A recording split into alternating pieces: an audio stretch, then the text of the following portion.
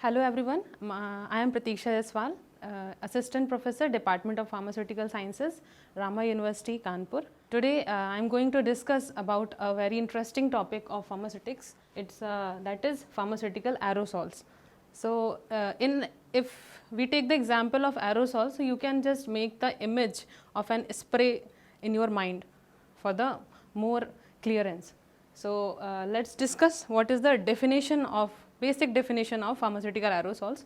So basically aerosols are the pressurized dosage forms which contains one or more therapeutic active ingredients, which upon actuation it emits fine dispersion of liquids and solid or liquids or solid medicaments in a gaseous forms. So this is the basic definition of aerosols. As you can take the example of an spray bottle which we use for the deodorant purpose and spray. So if we actuate them, you have just seen that some fine droplets of liquids or sometimes gases are released from the after actuation. So that is also the example of aerosol. But here we are learning about the pharmaceutical dosage form. That means it is related with the dosage form and medicaments only. So let's discuss what are the some advantages and disadvantages of these pharmaceutical aerosols. So let's discuss about the advantages of pharmaceutical aerosol.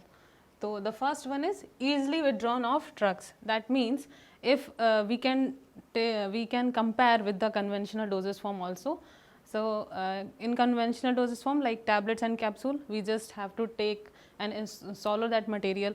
But in pharmaceutical aerosols, we just have to actuate the spray bottle and the final product will be released at the site of action. So easily withdrawn of drug is applicable in the case of pharmaceutical aerosols. The next one is easy and convenient to apply. It is very easy and convenient to apply. Any age group of peoples can use the aerosol containers.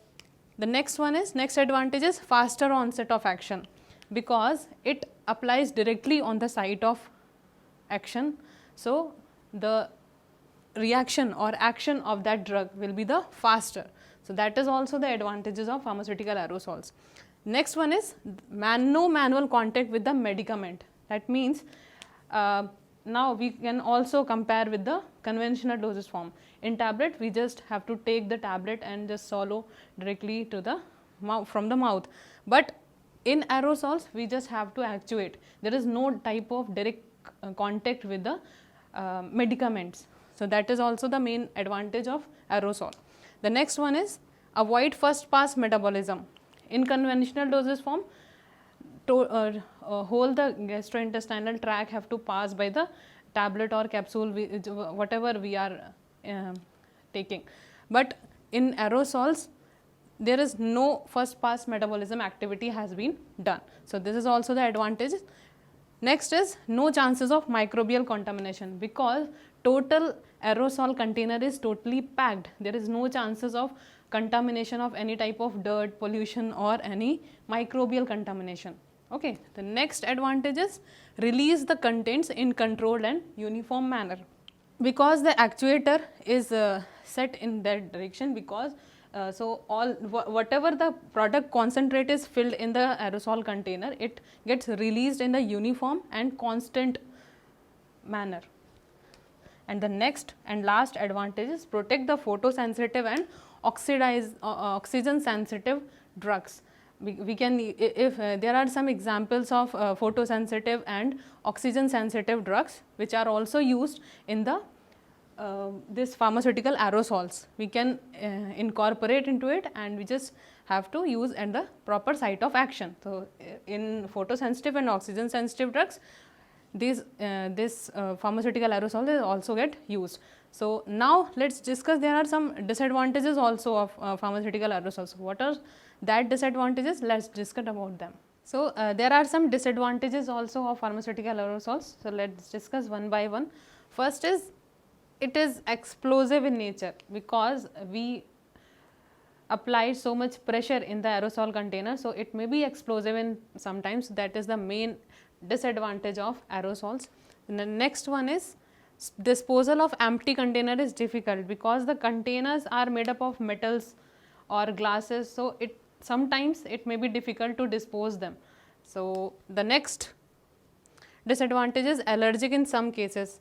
Some drugs may interact with the container metals like tin, aluminum and stainless steel, so it may cause allergies in some cases and some peoples also. So the next disadvantage is explosive in nature. We have already discussed it in the earlier section. The next is inflammable in nature, because the hydrocarbons or propellants which are using in the pharmaceutical aerosols may be inflammable in some cases. So it is the main disadvantage of pharmaceutical aerosols. And the last one is sometimes propellants gets toxic. The propellants which are using in the pharmaceutical container, it may cause allergies or toxicity in some cases or in some peoples also.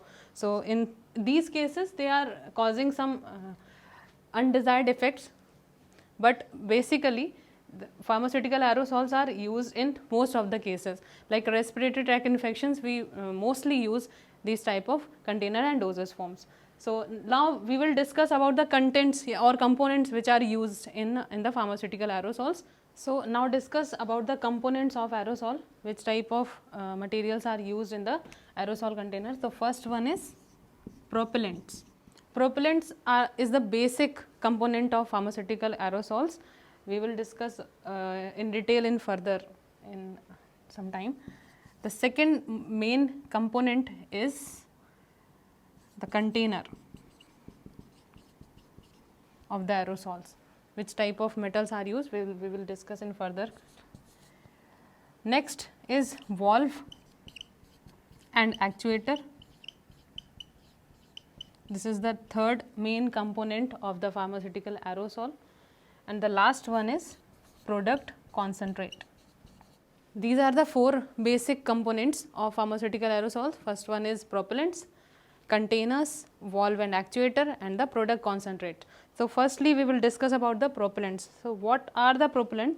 Propellants are responsible to generate pressure within the container. So it may be in liquid form, in solid form, in gaseous form also. So these are the main components which are responsible to create pressure within the container. Okay. So we can take as example some propanes, butane, isobutane. These are examples of some propellants. Some hydrocarbons are also used in as a propellant in pharmaceutical aerosols, like chlorofluorocarbon, chlorofluorodifluoroethane, chlorofluorodifluoropropane. These are also the example of propellants. The main function of these propellants is to apply or to improve the pressure within the container. Next component is container. So container is made up of two things, like first one is metals and the second one is glass. These both types of metals are used for the formation of containers, the main container. If we take the example of this image, so this is called actuator. This is the main container. The content which is filled within the container is called product concentrate, and with the product, propellants is also added in this component. So this is the mixture of product concentrate and the propellant, because propellant is mixed with the product concentrate to create pressure within the container. This is valve and it is called the dip tube. This is the full nomenclature of this aerosol image. Okay. This is the actuator which is used to apply pressure to the container. This is valve which helps the actuator to emit the products in the fine particles. Dip tube takes the liquid material to the valve and actuator. The container is the outermost layer of the aerosol container, and the product concentrate, that means the main constituent or chemicals which are filled within the container. So these are the basic components of pharmaceutical aerosols. So today we had discussed about the basic concept of pharmaceutical aerosols.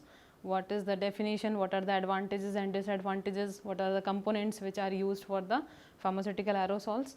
So further we will discuss in the another lecture. So thank you for listening.